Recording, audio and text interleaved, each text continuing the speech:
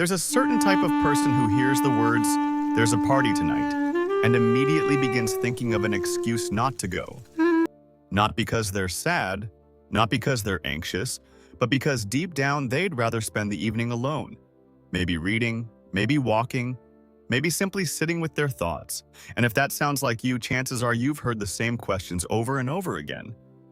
Why are you always alone? Don't you get lonely? Is everything okay? But what if those questions completely misunderstand what's actually happening? Because psychology has discovered something fascinating about people who genuinely enjoy solitude.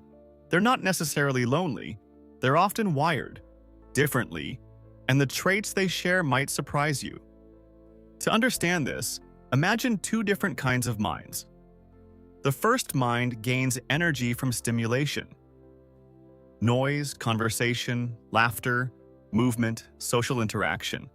When these people walk into a crowded room, their brain lights up. The energy around them feels exciting. Their thoughts become sharper, their mood lifts. But there's another type of mind that responds very differently. When these people enter that same crowded room, their brain begins processing everything. Every conversation, every facial expression, every shift in tone. Their nervous system absorbs more information than average. And after a while, instead of feeling energized, they begin to feel tired. Not physically tired, mentally tired. For them, solitude isn't isolation, it's recovery. It's where their mind resets. This leads to the first fascinating trait shared by people who genuinely enjoy being alone. They tend to have high levels of introspection. While others are constantly distracted by external stimulation, solitary people often spend long stretches of time inside their own thoughts. And that inner space becomes incredibly rich. They replay conversations. They analyze ideas. They imagine different possibilities for the future. They reflect on experiences in ways many people never do. Psychologists sometimes describe this as deep processing. Instead of skimming life on the surface, their mind dives beneath it. That's why many people who enjoy solitude are drawn to creative or intellectual pursuits. Writing, art, research, music, inventing ideas. History is filled with individuals who preferred long periods of solitude. Isaac Newton developed revolutionary theories while isolated during the plague. Virginia Woolf famously argued that creativity requires a room of one's own. Even Albert Einstein spent countless hours walking alone, thinking through complex ideas. Solitude gave their minds space to work, but introspection is only one part of the story. Another trait commonly found in people who enjoy being alone is emotional independence. This doesn't mean they don't care about relationships. It means their sense of identity doesn't depend heavily on constant validation from others. Many people measure their self-worth through social signals. How many people invite them out? How many messages they receive? How many people approve of them?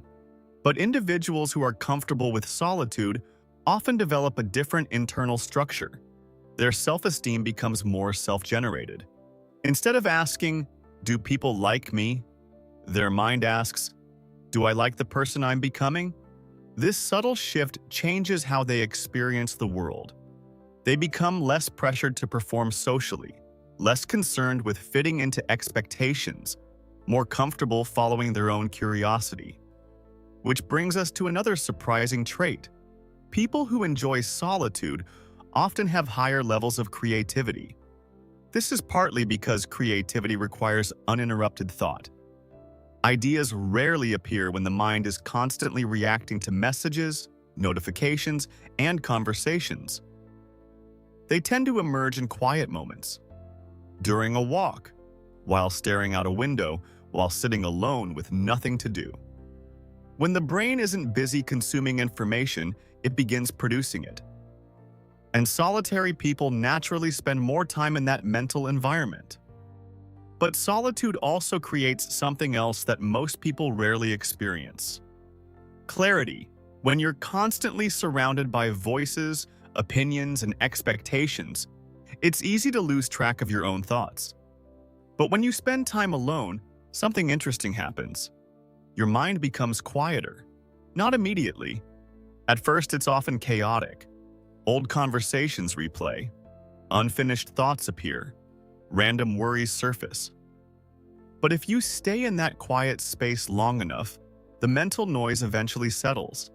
And when it does, deeper insights begin to appear. You start noticing patterns in your behavior. You understand your motivations more clearly. You recognize what truly matters to you and what doesn't. This is why solitude has been valued in philosophical traditions for thousands of years. Ancient thinkers often retreated from society temporarily. Not because they hated people, but because distance helped them understand life more clearly. However, there's an important distinction psychology makes about solitude. There's a difference between chosen solitude and forced isolation. Isolation happens when someone wants connection but feels unable to find it. That experience can lead to loneliness and emotional pain. But chosen solitude is something entirely different. It comes from preference, not fear. People who choose solitude often still maintain meaningful relationships. They have friends, they have family, they may enjoy social interactions in smaller doses, but they also deeply value time spent alone, because that's where they recharge. And when they return to social life, they often bring something valuable with them. Presence. When someone spends time reflecting on their thoughts and emotions, they become more aware of other people's experiences as well. Many solitary individuals become excellent listeners.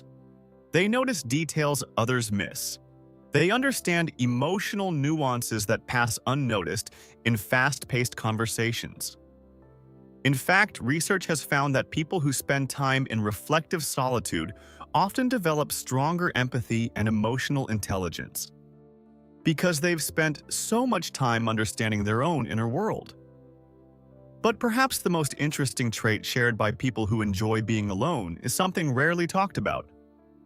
They tend to be comfortable with silence. In modern culture, silence is often treated like a problem. If a conversation pauses, someone rushes to fill it. If a moment feels quiet, a phone appears. But people who appreciate solitude often experience silence very differently. To them, silence isn't awkward, it's peaceful. It's space. Space where the mind can wander. Space where thoughts can unfold. Space where life slows down enough to be noticed. And in a world that grows louder every year, that ability is becoming increasingly rare. Because the truth is, many people are afraid of being alone. Not because solitude itself is painful, but because it removes distractions. When the noise disappears, you're left alone with your own thoughts. And for some people, that can feel uncomfortable. But those who learn to sit with themselves often discover something surprising. Their inner world becomes one of the most interesting places they know. So if you're someone who enjoys being alone, it might be worth reconsidering the labels society sometimes places on that preference. You're not necessarily antisocial. You're not strange. And you're definitely not broken. Your mind may simply operate in a way that values depth over constant stimulation, reflection over distraction, meaning over noise. And in a world that rarely slows down long enough to think deeply, that kind of mind you see might be more valuable than ever. The real question is not whether you enjoy being alone. The real question is what your mind does with that space. Because for some people, solitude isn't emptiness. It's where the most important parts of their life quietly begin.